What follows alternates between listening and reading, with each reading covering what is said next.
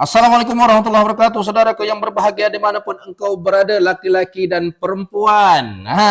Semoga engkau sehat selalu, sehat badan, sehat fikiran, bau makan sedap. Hari ni saya ada menu sop campur. Ini dia sop campur. Dia ada ayam, ada wortel atau carrot. Sudah itu dia ada kentang. Sudah itu dia ada sawi dan macam-macam lagi. Kita ni ada lagi mi sagu. Kita ada mi sagu ni.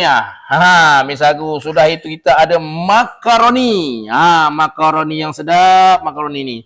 Sudah itu kita ada sambal kicap. Sambal kicap ni memang pedas. Ini dia. Mari kita mulai. Allahumma barik lana fima razaqtana wa qina adzabannar.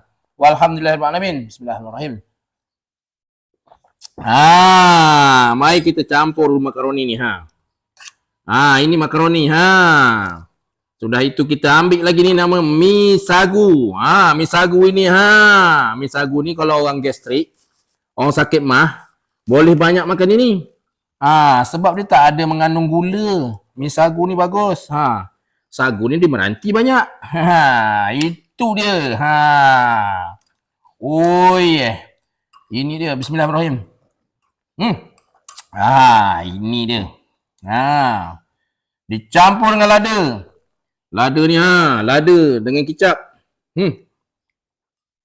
Nyam nyam nyam nyam nyam nyam.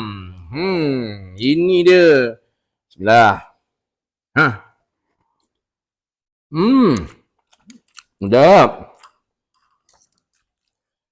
Memang sedap. Kentang. Memang sedap sop ni. Ini namanya sop campur. Ini ada mi sagu.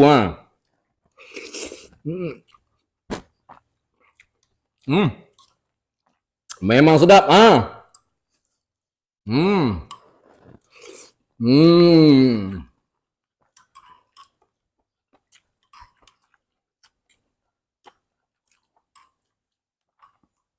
Siapa yang tak selera makan, ajak saya makan.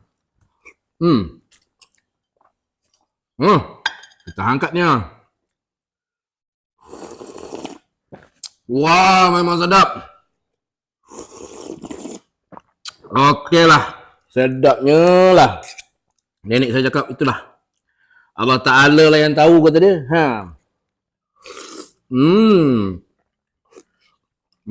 Kali ni.